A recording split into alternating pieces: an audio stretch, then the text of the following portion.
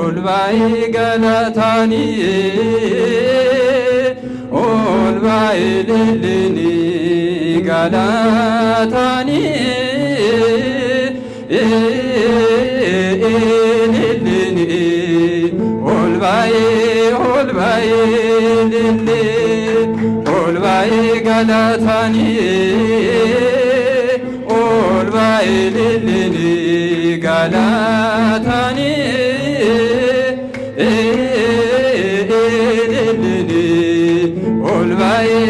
Olvai lilini dua injifate waga yura yuta olvai lilini dua injifate waga yura yuta olvai lilini olvai galatani olvai lilini latani lilini olvai lilini olvai galatani olvai lilini galatani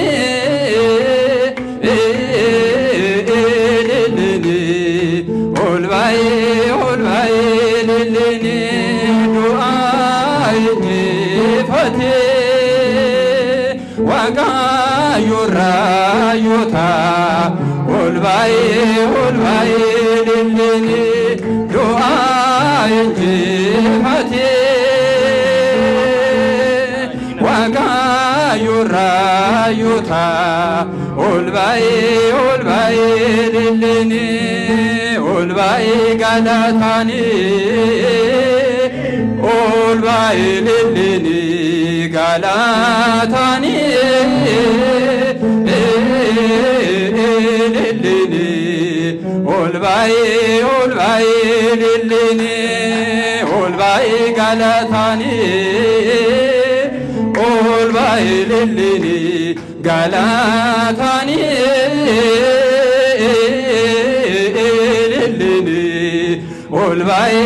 olvai lilini dua injifate waga yura yuta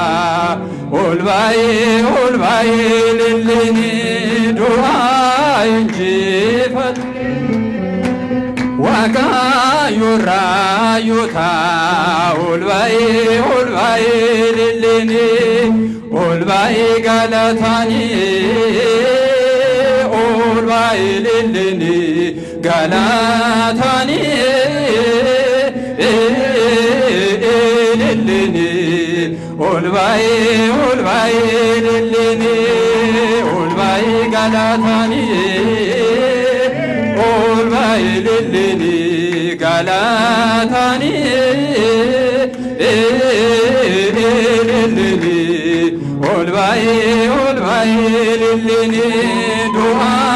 injifate waga yura yuta olvai lilini dua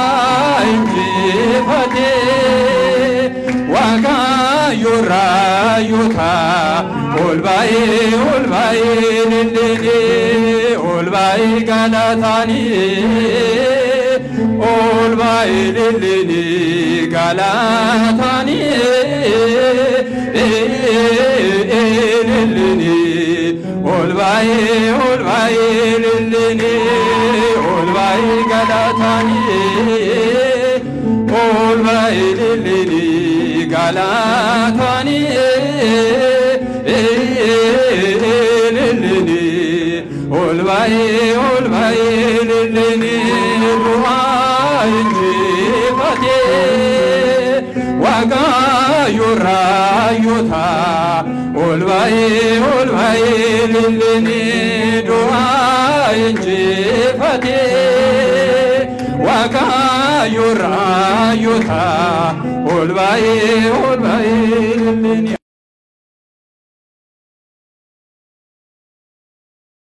foonuma maal ta'een deebi'ee ol ba'ee foonuma uffatee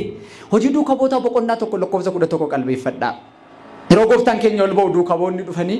isin yaa warra Galiilaa akkuma akkasitti ol laaltan kanatti maaliif haftanii jedhanii akkuma maal taatan kanatti akkuma laaltan naa jedhame akkuma maal taatan kanatti amma kottaa afurri ni ilaalama afurri mul'ata hin mul'atu maaltu mul'ata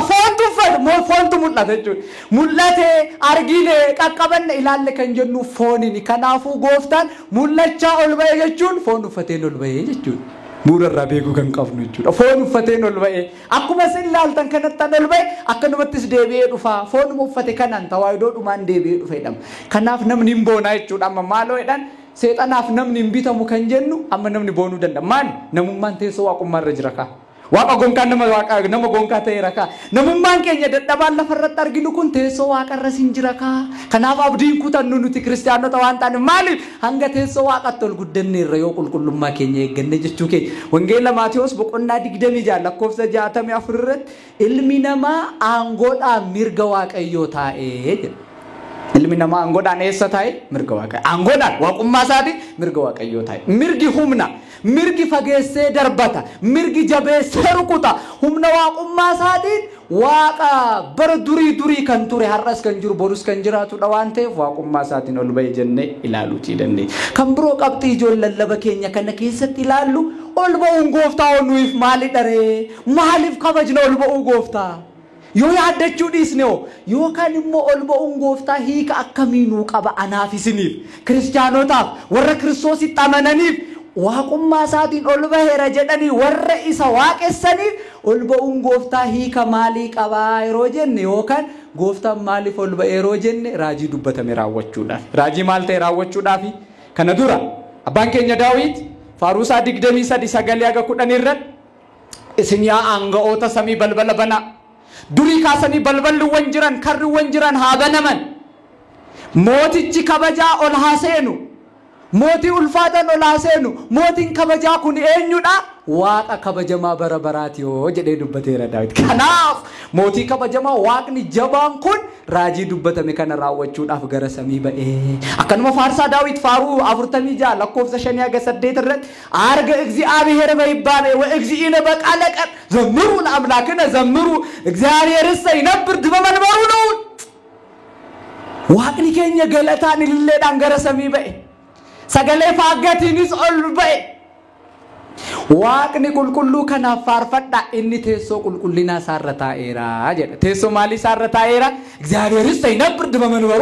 በመንበሩ ቅዱስ olaanaa kan ta'e qulqulluu an ta'e teessoo isaarra taa'eera kanaaf raajii dubbatame raawwachuudhaaf gara samii ba'e abbaan keenya qulqulluu Giyoorgis inni gaasichaa kitaaba isaa matsaafa misxir kan jedhamu boqonnaa 28 irratti maal jedha yaa Daawit jedha raajii nati dubbatte raawwateera mee jedhaan Daawit raajii nati dubbatte maal ta'eera mee Daawit ol baa jettee raajii nati dubbatte daawwateera mee ol ba'eera mee gooftanis gara samii deemeera mee jedha kana jechuuf dhufne nus Giyoorgis wajjin indooma abbaan keenya qulqulluu Giyoorgis maal jedhaani na'a kama tikbar ba'ala mislana yaa Daawit mee kottu nu wajjin ayyaana taasisi ol ba'uu gooftaa kabajnaa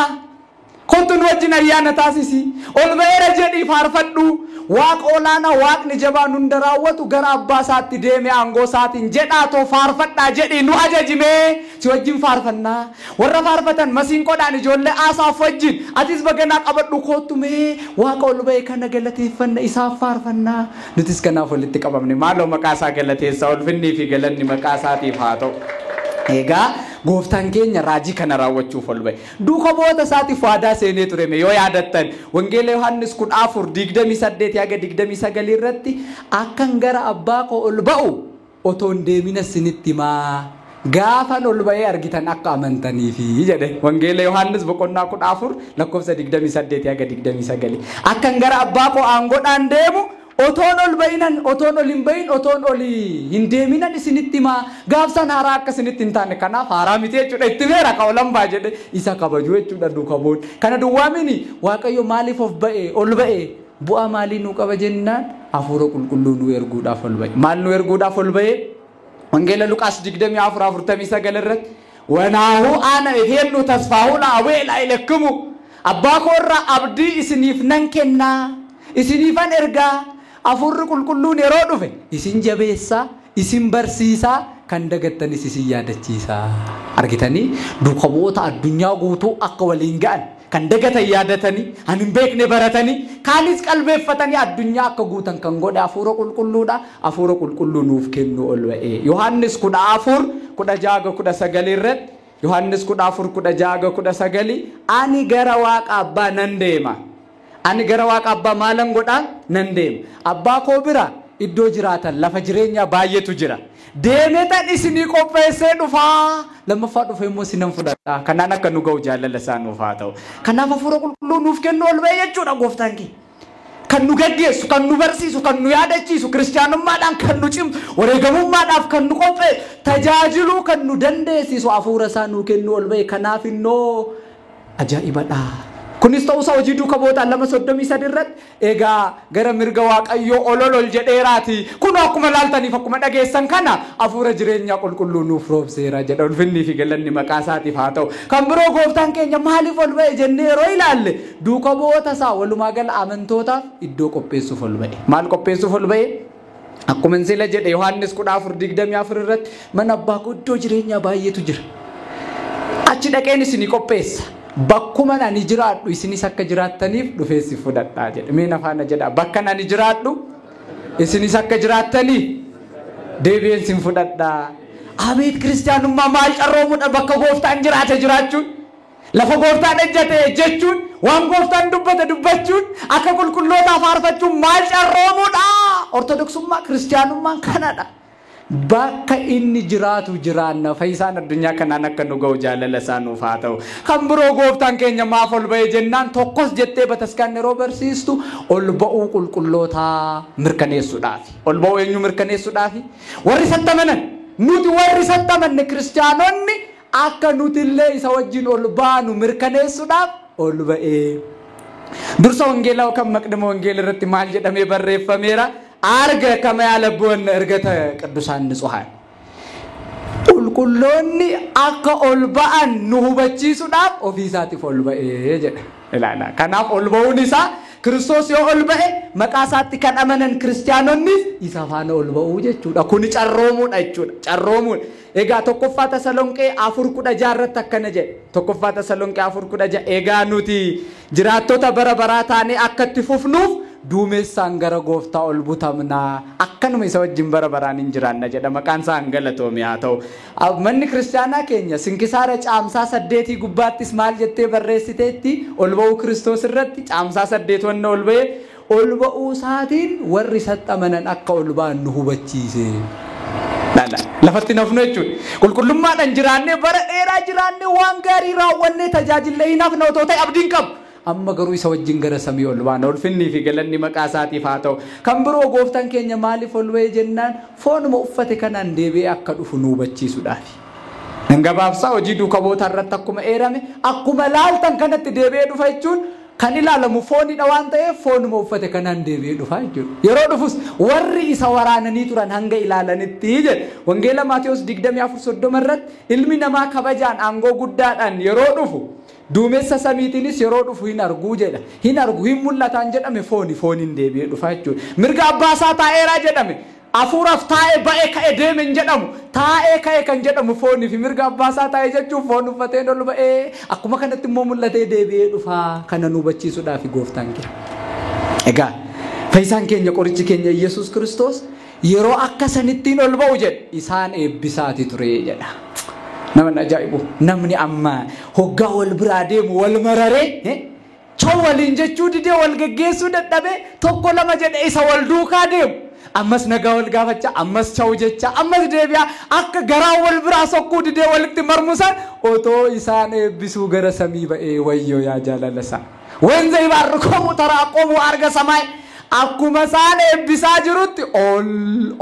ol jedhe gara samiitis ol ba'ee jedha. Akka kanatti yeroo ture qabxiin bu'uuraa ani kaasee xumuruu Wangeela Luqaas 24:52 irratti duuka bu'oonni sagadanii fi gammadaa gara Yerusaalem deebi'anii jedha. Sagadanii fi maal ta'a gara Yerusaalem deebi'anii? Waan tokko naa qalbeeffadhaa. Keessummaan jaallatan yoo nama biraa deemu namni gammadaa deebi'a laata? Ilaa bu'uureffadhaa. hanjaallatan hanjireenyaaf abdatan yeroo nama biraa deemu namni garaa badaa akka yeroo deebinee wal agarrutti janagaadhaan wal nu agarsiisu jedheet biraa deeman isaan waaqa isaanii kana jireenyaaf kan abdatan jiruu kan isaaniif kenne kan isaan ajaje kan yeroo inni ol ba'u gammadaa deebi'anii jedha maal ta'a deebi'anii maaliif gammadan laata duuka bu'oonni gammadaa deebi'an kan jedhame tokkos jettee bataskaan yeroo barsiisu abdii kiristaanummaa isaanii cimsu waan isaaniif laatuu fi ol ba'uun isaa maaliif kana booddee gara tajaajilaatti ba'uuf jiru addunyaa qooddachuudhaaf jiru hirachuudhaaf jiru waan ta'eef addunyaa hiratanii kan sodaatan sodaa malee kan wallaalan beekumsaan guutamanii namoonni dadhaban jabaatanii akka tajaajilan kan taasisu hafuura inni yeroo ol ba'e erguudha waan ta'eef abdiidhaan isa eeggachaa isatu nuu dhufee nu jabeessa jechaa gammachuudhaan deebi'anii isinifan erga jedheen inni hafuura koo isinifan erga kan biroo maaliif gammadaan deebi'an jennaan akka isaan hin dhiisne waadaa isaanii galee ture keessummaan nu biraa deemu nutti deebi'ee wal arguu ni dhabuu dandeenya gooftaan garuu waan hin taane kan hin dubbanne waan dubbate kan hin dhiisne deebi'een dhufa isaaniin jedheera waan ta'eef abdii qabu jechuudha akkana jedheen wangeela Yohaannis boqonnaa 14 lakkoofsa 18 irratti akka ijoollee abbaan qabneetti isin hin dhiisutti jedhe akka ijoollee maal hin qabneetti isin hin dhiisu abdii kana qabu jechuudha kana nu dhiisu wanta nu gaddisiisu hin jiru jedhanii gammachuudhaan deebi'anii kan biroo akkamiin gammachuudhaan deebi'an jennaan bara baraan isaaf faana akka jiraatu waadaa galeefii ture wangeela Maatiyos boqonnaa 28 lakkoofsa 20 yeroo hunduma hanga xumura addunyaattis isin faana jira ittiin jedhee ture inni nu faana akka ta'u jaalala isaa nuuf haa ta'u yoo nu affeerre inni nu faana tajaajila keenyaaf inni nu faana faaruu keenyaaf lallaba keenyaaf barnoota keenyaaf tajaajila manni kiristaanaa qulqulleettiin kennitu kamiifuu yoo affeerre inni nu faana abdii qabnan sodaannu mootonni aanga'oonni irree jabaatan warri beekumsaanis olol jedhan yoo nutti qoosaniyyuu isa biratti beekumsi hunduu gowwummaa kan ta'e isa biratti humni hunduu humna huubaa kan ta'e Kiristoos nuuf jira nu wajjin bara baraaf jiraata innee xabdanna nu wajjinis bara baraan akka jiraatu jaalala isaa nuuf haa ta'u qabxiin xumuraa namni nama biraa deemu adaraa akka dhaammatu nuzaazee akka kennu waan tokko dhaammatee deemi gooftaan kana dubbadheen xumura waan tokko nun jedhee deemi namni yeroo jedhu fakkeenya keessummaan nama biraa yeroo deemu ebaluu koo adaraa ka daa'ima akkasii akkas godhi ka jedhamiti maatiin yeroo deemu inni waan tokko dhaammatee deeme akkana isaaniin jedhe ንበሩ ሀገረ ኢየሩሳሌም እስከተለብሱ ኃይል አርያም ገረ ሁምነ አርያም ይራ ሃንጋር ገተኒቲ ኢየሩሳሌም ከሰቱራ ጀዴ አርያም ይራ ኦል ሰሚ ወኒፍ ከበጀምቱ ታተራ ሃንጎምና አርገተኒቲ ከሰቱራ ኢየሩሳሌም ናጀዳ ደደብደኒ ከሰቱራዳ ኢየሩሳሌም ከሰቱራዳ amma yeroo waa'ee ol ba'uu gooftaa kabajnu Yerusaalem keessa turuu yaadachaati namni ol ba'uu gooftaatti amanu gooftaa kan jaallatu Yerusaalem keessa turaati isa yaadata namni Kiristoositti amanu ajaja isaa kana dhagayeeti Yerusaalem keessa jiraata Yerusaalem keessa turaa isaaniin jedhe wangeela Luqaas boqonnaa 24 lakkoofsa 49 yeroodhaaf galma kadhannaa isaanii kan taate magaalaa keessatti kadhatan magaalaa dhuma Israa'el keessatti argamtu Yerusaalem turaa ittiin jedhe maaliif tajaajilaaf gara addunyaatti hin ba'inaa ganaan hafuura qulqulluu isiniif roobsaa ganaan isaan isin eebbisaa hin ba'inaa ittiin jedhe isaanis achuma turanii eeggatanii hafuura qulqulluu argataniiru anaafis isiniifoo Yerusaalem maaliidha har'aa Yerusaalem turaa kan jedhame jennaan tokkos jettee bataskaanni kan nu barsiistu Yerusaalem mana kiristaanaati Yerusaalem eenyudha Yerusaalem eenyudha magaalaa Yerusaalem keessatti Kiristoosin waaqessaa Kiristoosin kabajaa akkuma turan duuka boonni walitti qabamanii nuti immoo Yerusaalemiin kan fakkeeffamtu mana kiristaanaa qulqulleettii keessatti isa waaqessaa jirra isaaf sagalee isaa dubbachaa jirra kanaaf Yerusaalem turaa jechuun mana kiristaanaa keessa turaa ishee kam ishee Kiristoosin amantu niinissan sabbi Kiristoos haga tasaqla Kiristoos isa fannifame ishee lallabdu tokkoffaa Qorontos 1:23 keessa inni fannifame soomeera inni fannifame kadhateera inni fannifame jaalala isaa nutti agarsiiseera inni fannifame cuubameera Kiristoos isa fannifame kana kan lallabdu soomina sagadina sinii soomeera sinii kadhateera xaaxaan qabdani zanaaidhaama jiraadhaa ishee jettu tuun ta'in isa fannifame kan lallabdu mana kiristaanaa keessa turuun barbaachisaadha isheen immoo ortodoksii tawaahidoodha tokkoffaa Qorontos boqonnaa kuda jaa lakkoofsa kuda jaaga kuda sagal irratti tokkoon keessanis mana kiristaanaati jedhamneerra yaada ofii keessanii wajjin turaa hafuura qulqulluudhaan gaggeeffamaati siyaasa addunyaa dubbii addunyaa oduu addunyaa inaafaa addunyaa sodaachisaa fi kurkursa addunyaa hin dhaga'inaa ofii keessan wajjin hafuura qulqulluu wajjin turaa mana kiristaanaa turaa jechuun tokkos Yerusaalem turaa jechuun jaalala dubroo Maariyaamiitiin turaa gooftaan Yerusaalem keessatti kabajamaa akka ture amma immoo foon dubroo Maariyaam irraa uffateen isa beeknee kabajna waan ta'eef Yerusaalem dubroo Maariyaamidha kanaaf jaalala dubroo Maariyaamiitiin turaa xumura ga'uu kan barbaaddan hafuura qulqulluu dhugaa argachuu kan barbaaddan mootummaa isaa dhaaluu kan barbaaddan iddoo jireenyaa isa samii jiru argachuu hin dandeessan han barbaaddanis jaalala dubroo Maariyaamiitiin turaa Yohannis 19 irratti kennaa taatee annuuf kennamte isheedha Faarsaa Daawit 131 irratti koottaa ishee marsinee waaqaaf galata galchina han jedhamte dubroo Maariyaamiidha waan ta'eef jaalala dubroo Maariyaamiitiin turaa egaa abbaan jaallatu adaraa namaa eega inni xumuraa egaa Yerusaalem keessa turaa jechuun abdii mootummaa waaqayyootiin turaadha abdii kutuudhaan otoo hin ta'in abdii kuttanii cubbuu keessatti kufuudhaan sagaagaluudhaan siyaasa addunyaa qofaan laaqamtanii jiraachuudhaan itoo hin ta'in egaa ani kana booddee immoo cubbuu hojjedheef fayyu jettanii abdii kutattanii kan seexanaa ta'uudhaan otoo hin ta'in abdii mootummaa waaqayyootiin jiraadha Yerusaalem mootummaa waaqayyoo ishee samii gooftaan kan nuuf qopheessedha waan ta'eef abdii isheetiin jiraadha Ermiyaas 6:16 Yihuudaan illee ergaa isaa 1:3 irratti kanuma dubbata Yerusaalem keessa akka jiraannu hunduma keenya nu haa gargaaru ol ba'eera jenne amma gooftaan eessa jira ree gaafii jedhu immoo namoonni gaafatan jiru waqummaa isaatiin ol ba'e jenne foon uffateen ol ba'e jenne amma eessa jira ree jedhanii namoota gaafataniif samiiwwanii teessoo kabajaarra jira Ibroota 8:1 samiiwwanii teessoo akkamiirra jira teessoo kabaja እግዚአብሔር ይሰይነብርድ በመንበሩ ቅዱስ amma eessa jira jedhanii namoota gaafataniif Kiristoos ol samiiwwanii irra ulfina waaqayyoo bira jira Qolaasiyaas 3:1 inuma abbaan keenya qulqullichi Yaaqoob Zasruug the ascension of the Lord kan jedhu kitaaba waa'ee ol ba'uu gooftaa barreesse irratti duuka bu'oonni safaanaa ijaan ol lixanii turanii biraa hafanii ergamoonni kabajaan isa gaggeessaa turanii biraa hafanii aangawoonni akkuma jiraniin ba'anii isa simachaa turanii biraa hafanii inni garuu eenyumtuu itti galuu kan hin dandeenye laala hundumti isaanii biraa hafanii bakka sana dhaquu hin danda'an ka ifa eenyutti dhiyaachuu hin dandeenye keessa ibidda jireenya hafanii darbee gara samiiwwanii Yerusaalem keessatti ol ba'e jedha ulfinniif galanni isaaf haa ta'u galanni waaqaaf haa ta'u